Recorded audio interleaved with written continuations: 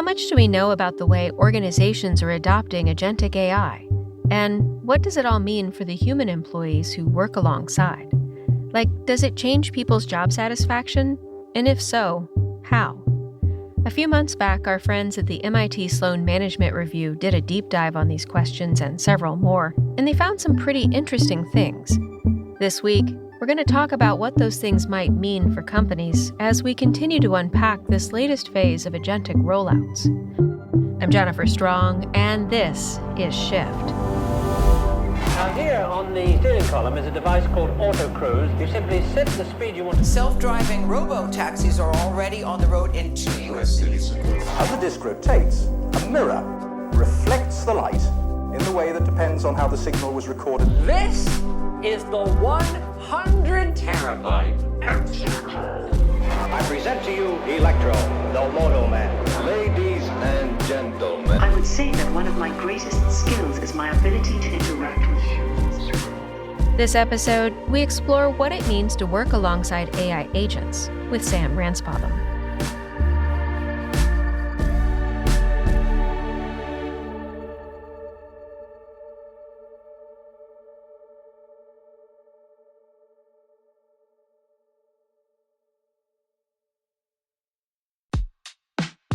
Framer is an enterprise-grade, no-code website builder that gives designers and marketers the ability to fully own a .com without relying on engineers. And it offers real-time collaboration, a flexible CMS with everything you need for SEO, and hosting and security ready for scale.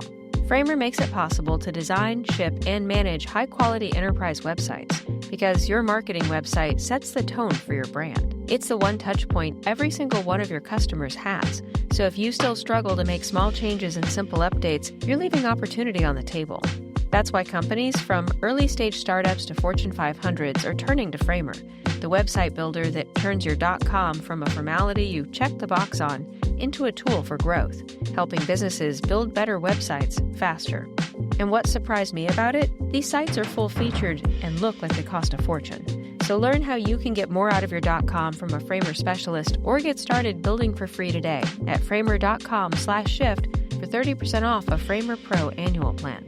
That's framer.com/shift for 30% off. framer.com/shift. Rules and restrictions may apply.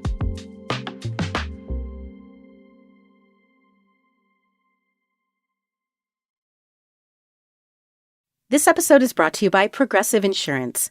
Do you ever find yourself playing the budgeting game? Well, with the Name Your Price tool from Progressive, you can find options that fit your budget and potentially lower your bills. Try it at Progressive.com. Progressive Casualty Insurance Company and Affiliates. Price and coverage match limited by state law. Not available in all states.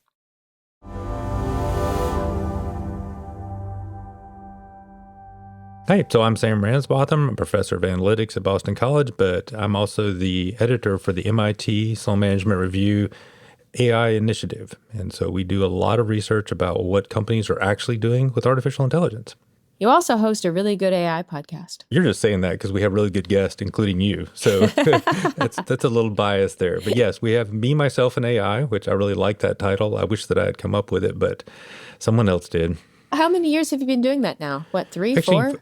No, 5 now. Oh. We started in the midst of the pandemic. It's kind of an interesting backstory. I don't know how interesting it is for anyone else, but we were doing a lot of research and I was doing interviews with people, and it was frustrating that I would quote like one sentence out of a 30-minute conversation, and I thought they said a bunch of other stuff that was really interesting. It just didn't happen to fit in this particular article or this particular piece.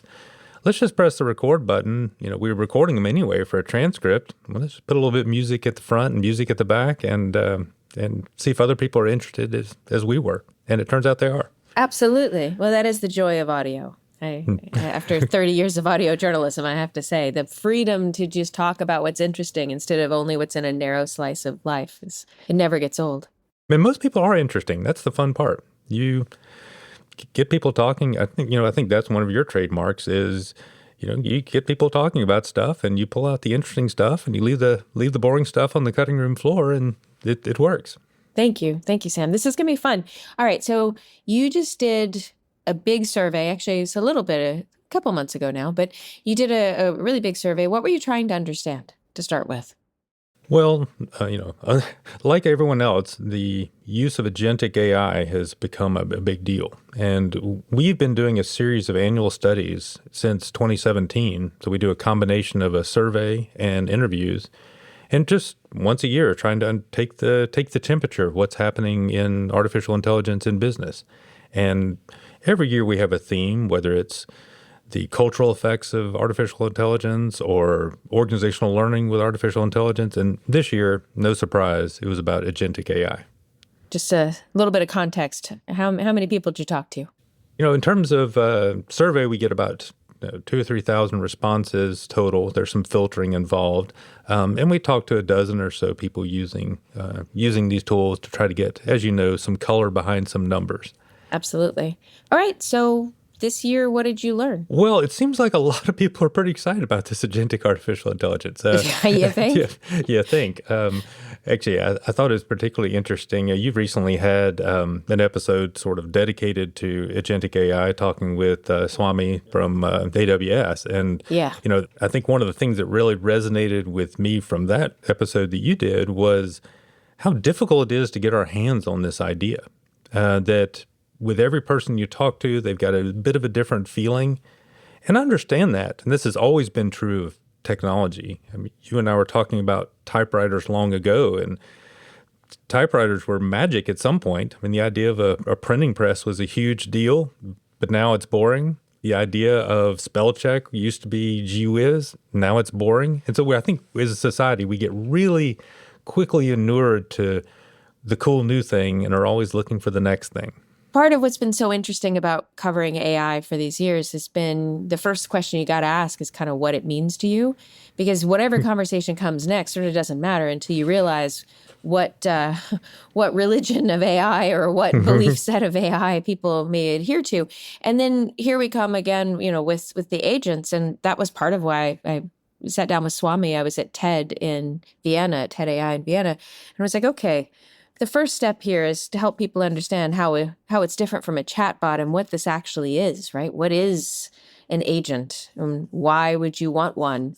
Maybe before we jump into why large organizations have dozens and dozens of them and how they keep them all straight. Mm-hmm. Yeah, no, it's a complicated thing. One of the things that we've been doing, I mentioned that we've surveyed people since 2017, and we ask general questions about artificial intelligence adoption. And those have been hovering sort of between 45% and 53%. And this is over time, fairly consistently, evenly across time. And that doesn't make sense to me because we've seen so much more adoption of artificial intelligence. I think one thing that's happening is that we're seeing a changing understanding of what it means to be using artificial intelligence. Now, that radically changed 2 years ago when those numbers jumped to 70 to 72%. And I think that's largely because of the large language models that showed up everywhere. And suddenly it wasn't an unusual thing that someone in a back room was doing. It was something that you could go and on your computer, go to a website and use. That made a big difference. No, absolutely. So what did you find in terms of adoption of agentic AI? Well, so one of the things that I think was particularly fun, we do all this complicated thinking about survey questions and getting the right survey. And almost as an afterthought, we said, let's throw a question in here about, do people think of it as a tool or a coworker? And we thought nobody will ever, these are tools. People are just going to say it's a tool. Why are we even wasting survey space with that? But we decided to do it. And 76% of the people said, no, this is much more like, I think of this as a technology as a coworker. And that's a very different shift in how we approach the use of technology. That's different. Absolutely. No, that's a huge shift. And it's different in another way, too, because it suggests that people aren't being forced to use it. That's been my question. It's like, are we adopting it because we have to, or are we adopting it because we want to? Because our behaviors and our attitudes will be really different depending. Yeah, this is a little mean or something, but a few years ago, we looked at the sort of cultural effects of artificial intelligence. And, are people happier? Are there job satisfaction? We tend to measure things like productivity and time savings and, monetary. And that's good because I'm in the business school and I'm allowed to talk about those things. But we also got interested in, how does it make people feel? How does it make, are people happier? And one of the things that we found there was that there was initially reluctance to start using tools. And so sometimes organizations got a better result when they mandated use of tools because it started that process of, hey, this isn't some terrible technology that's awful and miserable.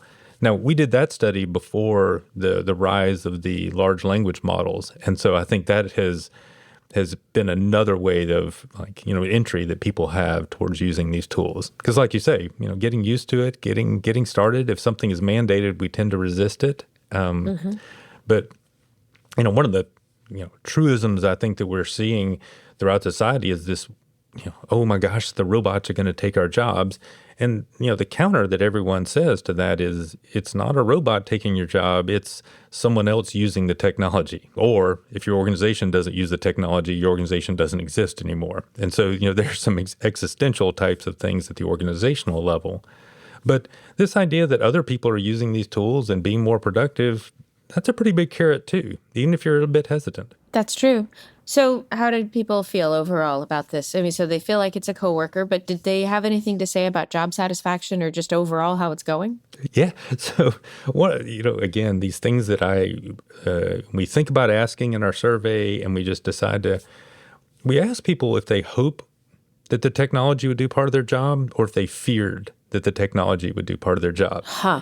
And fortunately, we asked this in 2017 when the early days. Wow. And at that time, like 70% of the people were hopeful that the technology would do part of their job, and only 30% were fearful.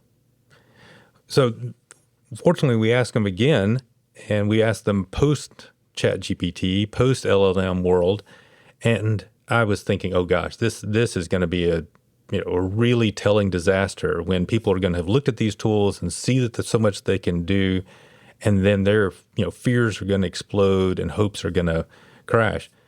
But we saw the opposite. Instead of being 70% hopeful, people are now 80% hopeful that the technologies will use part of their job. And instead of being 30% fearful, they're more like 20% fearful.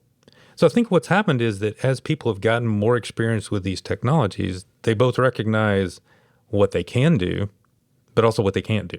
Right. And that is helping us, I think, navigate and figure out where our space is in this, changing world. Super interesting. A couple of weeks ago, I spoke to Margot Edelman, and they do this trust survey. And for them, there was a huge distinction between whether they were talking to people in developing markets versus in developed markets. Did you? Yeah, her Brazil notes were interesting. I think Brazil was one of the main places that she said was hugely interested in the technology. And actually, that's been true. I've had a lot more people from Brazil reach out to me, and I've even recently been down there, and I've never been there before. People are fired up about it. Absolutely. Well, I was thinking for the MIT Tech Review, right? That was one of the first partners outside of the U.S. to publish in another language, if I recall correctly. And we do the same with Sloan Management Review. That there's Mexico, there's Brazil, Poland, but there's Brazil is one of the big ones. Super interesting. So for this study, were you primarily focused in the U.S.? Did you talk to other countries? No, we're all over the place. We don't. This shows some of my bias, but we do survey the whole world, and we don't report on a lot of worldwide differences. And one of the things that I always think about when we think about what results we choose to share and what we don't is, can someone do something about it? So sometimes we find interesting results about large companies versus small companies. But you really are not going to change your company size from 10 people to 100,000 people. That's not really something that you can shift. Right. I mean, if you're located in Brazil, you're not going to relocate to Poland.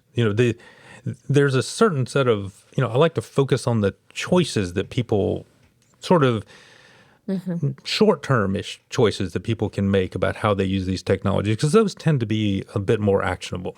So getting back over to these AI agents, what did you find? I mean, was there a big difference? I assume there has to be between the larger corporations versus the smaller groups, and just how they're approaching agents, what they're for, how it's going, how many of them you deploy. Yes, to all of the above. One of the fun things about this is that there are exactly 0 human species that have ever used artificial intelligence before. And so we'd like to look in the back of the book and say, all right, here's the right answer. Here's how we do these things. But we don't have a back of the book here. And so what we see is a lot of people doing a lot of different things and figuring that some things work and figuring that some things don't work. And so what we see is a huge variety. One thing we are seeing is huge adoption. And I think this ties, and I'm going to be probably a little bit too academic here, but new technologies have come along since the printing press, since the steam engine, since the hybrid corn seed, which is one of the very first studies of the diffusion of innovation. It's following some patterns that we've seen before. One of the big 5 things that we think about is trialability, meaning how easy is it for someone to just check out an agent, see what an agent would do for them? And what we're seeing is that so many of the vendors are building these agents into their tools that it's almost hard not to adopt this technology. Every piece of software that you go to, there's, I'm increasingly seeing the little button in the corner that is like, hey, can we do this for you? And, would you like AI assistance on this? And some of those are implemented, like you mentioned, with in the AWS episode, as more chatbot type of approaches. But many of them are getting much more agentic in terms of proactive and moving ahead. And I think that's one of the things that really drives adoption is that ability to easily try things.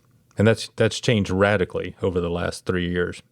That feels like that's changed radically over the last 7 or 8 months, to be really honest about it. I mean, it was, what was it, over the summer when Intuit showed some of the small business tools that were being built in at that point. And even then, I kind of left that feeling like I'd watched a huge shift in the way in which small businesses were going to operate. You remember the transition from like Y2K. Sure. All these organizations adopted these enterprise resource planning systems. And so now largely people are on one of a handful of these platforms. And so we talked to SAP. They recognize this. They recognize they have a ton of data. They recognize that they're increasingly going to be asked for AI approaches to do any of the number of functions that occur within an ERP system. And they're very proactive. And those are getting put into their tools very quickly.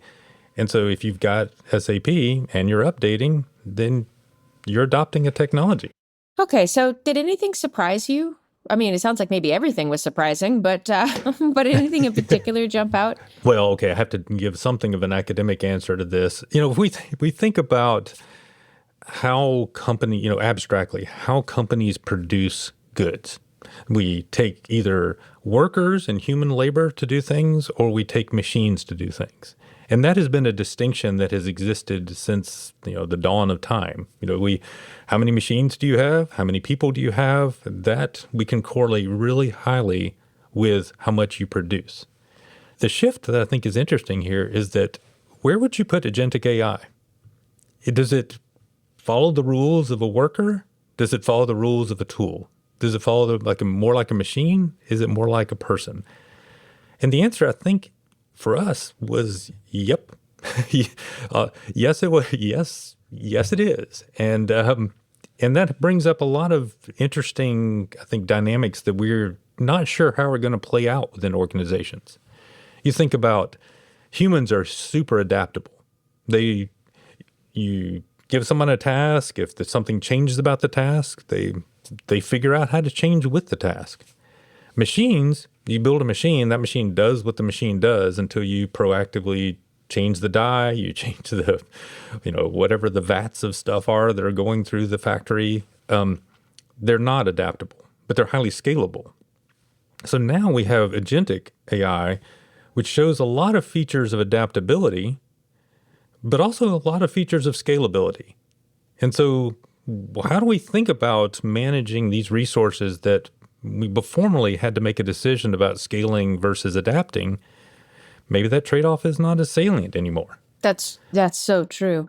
So this is the thing that I tend to remind people about why agentic AI is different and how it's different from other things like a regular chatbot, right? Because a chatbot is not going to go out and take action on your behalf necessarily unless it's an agent, right? Because that's the point of an agent, so it can go take action. But you're right. The ability to change its mandate in a certain way, right? To adapt to your needs with time.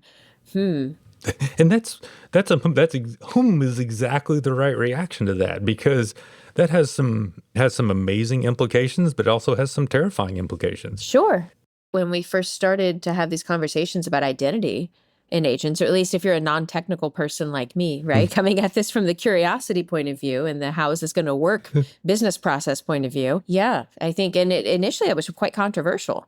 I remember the Lattice CEO getting a, kind of a hard time, right? Right. And, these are questions that I just don't think we have good answers for. Like, we'd like to, then, if this is true, we would like to supervise. Well, supervision is typically a task that's done out of human resources with performance metrics and training metrics and reskilling metrics. But that's a process that's really oriented towards people, not towards agentic tools. So how do we shift our thinking about how we work with tools to incorporate basically what used to be HR functions, except the H is not human anymore?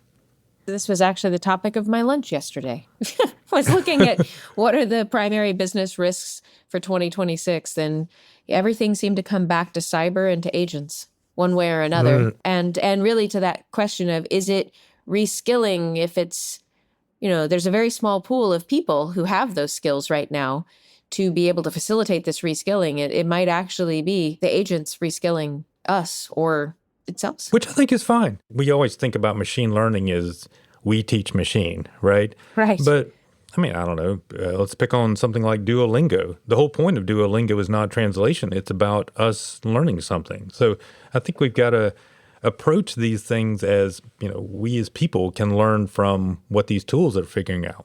And, we really, at the moment, actually, you mentioned Brazil earlier.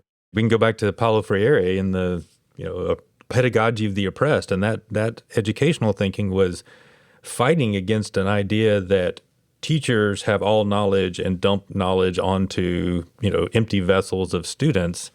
And we approach our machines like that now. And, his work about that was about thinking about these things as conversations, as tools, as both the teacher and the student learning. That's exactly the sort of approach that I think would make sense here with these tools. We've had so much snow this winter, I feel like I've forgotten what the ground looks like. Fortunately, I can get comfort food shipped right to my door for free from Factor that's healthy, fresh, and affordable. Things like loaded bacon and spinach shredded chicken, Thai-style green curry, and truffled pork chops.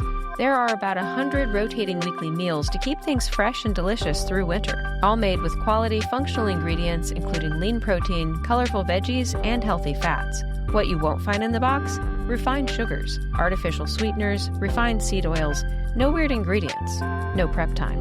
Plus, they've got a new Muscle Pro collection that supports strength and recovery. So whether you're looking for low carb, low calorie, more protein, or to eat more fresh salads, head to factormeals.com/shift50off and use the code shift50off to get 50% off and free breakfast for a year. Eat like a pro this month with Factor. New subscribers only. Varies by plan. One free breakfast item per box for 1 year while subscription is active.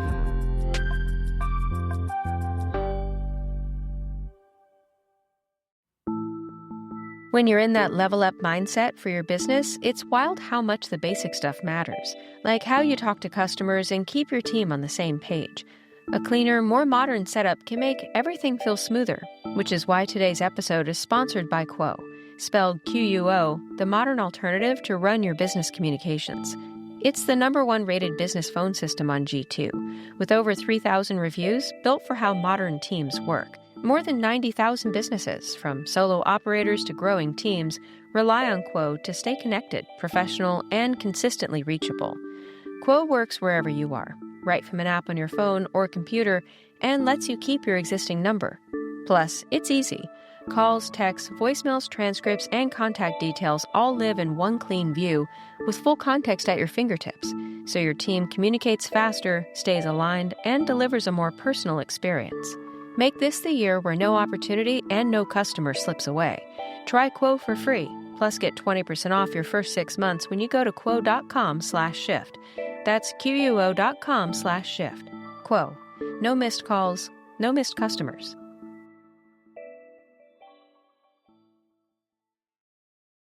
All right. So what else came out of the survey? It sounds like you also got quite a few case examples to surface from it. I mean, we always like to, no one wants to read a bunch of statistics, except perhaps the machines. So we always bring in and talk about some of the things that are going on within companies. But one of the things that we thought was interesting, like, I don't know, Chevron. Chevron goes out and tries to find oil. Does this have oil? Does it not have oil? That's a task that, hey, go look at all these maps and see if there's any oil anywhere. That's a pretty well-defined task. And that's something that a machine can go out and proactively try to find those things. Now, that also at the same time doesn't mean that they just go, hey, machines, the agent said that there's some oil here, let's just build a rig. They're not doing that either. And so what they're having to do is figure out where those boundaries are between tasks that are good for machines and tasks that are good for people and how those are going to intersect. And I think that's the kind of thing that we're seeing pervasively. If people shifting and saying, where exactly does this belong in our process? Absolutely. That it feels like 26 is going to be the year of the reinvention of the business process, which might be kind of a bold statement, but it could be. No, I mean, it doesn't mean, I'm always hesitant to say that everything has to start over from scratch. I mean, no, of course. There's a lot that we've done that's organized around good processes, but I think maybe the idea of just naively automating individual tasks without stepping back and thinking how we do these tasks is maybe that's the year of 2026, is some scrutiny at the task level and the process level about how these things fit together. I'll mention fax machines. That's one of my favorite examples. I'll pick on you, and make a quiz. What year do you think the fax machine was invented? Oh, This is one of my favorites because it's such an impossible question. Yeah. And no one's expecting it. I know my years of peak use of fax machines, but I honestly have no idea. Exactly. We tend to think, well, the 70s was a huge rise, the 80s was a huge rise of when the... And so it was actually earlier, it was the 60s, but it wasn't the 1960s, it was the 1860s. What? That technology worked across telegraph lines. And I don't know, that's an anecdote that is really not that interesting. But the reason I mentioned fax machines is that there's one place that we still see them is in the medical world. Like if you go from one doctor's office to another, they will take data out of a computer system. They will print it. They will put it on a fax machine, fax it somewhere else, and somebody on the other end will read that fax and type it into another computer system. And, I can already see your brain thinking that, well, maybe we don't need to do that. And so one of the first approaches with artificial intelligence was to use image recognition to read that fax machine and type it into the new computer system. So you didn't have to do that tedious read and type. Great use of AI, but here's another one. Just don't send a fax, right? I mean, you got something in a computer, you got something else in a computer. And so we might be able to automate something like image recognition and optical character recognition to read some image, or we could just think through the process and not do that. Now, that's a very specific example, but I think those kinds of things are happening throughout, business, where we've chosen processes based on some constraints that may no longer be there. Something that I'm looking here at your report, and something I did not expect at all, is around decision-making authority. Is that really true? 250% increase in AI systems having that authority within 3 years? Wow. That's what people are expecting, and that how people expect things to change doesn't always turn out. But of course, but that's a shift. That is a shift. Speaking of your podcast, that is a shift in how things are decided. And I think, there's a couple of things that are going to happen here is that we're going to get more and more comfortable with what these machines can do and cannot do. I mean, so right now, blindly putting these machines doing things is probably a mistake, right? But I think over the course of the time of our study, people are expecting, like in 3 years, that we'll do a better job of figuring out what kinds of decisions these machines are capable of making and making well. You mentioned, I think, just a second ago, cyber and what was it? Cyber and physical, right? And you did a whole episode about physical. I don't know. I can't remember what that was, like 6 months ago or so. But this intersection of when we connect these machines to something that actually matters, like a power grid or anything that is, with ramification. I mean, cars is a good example. We're just going to have some scrutiny. But one of the things I think we have to be a little bit careful about is not holding these machines to a standard that we don't hold ourselves to. Sure. We mentioned things like cars. Cars always come up, and it's a big deal. Automated driving, everyone likes to talk about it, but humans killed 39,000 people last year in the United States driving. So the number isn't zero that we have to beat. Just because that, we're going to have an accident, which we eventually will have some big accidents. We got big accidents happen literally all the time right now. And so I think we have to be a little bit, maybe that 3-year time window lets people think about, is this something we can recover from? Is this something that a machine might be able to handle better? These are all the moving parts in that decision. And it's complicated. But I think it will be a shift, like you say. Absolutely. Did you find some sectors to be more open to these changes than other sectors, or was this more of a blanket type of shift? Well, I mean, this won't surprise you at all that the technology-oriented, parts of firms, and that's, I think, why we're seeing coding taking such a forefront in uses of agents, that people who, I guess, are more familiar with the technology, further along in the technology, are more open to these changes. So things like the technology people. But it's not just them. I mean, I think we're seeing a lot of advances in marketing, that there's a lot of stuff done in marketing that is pretty automatable or pretty agentic.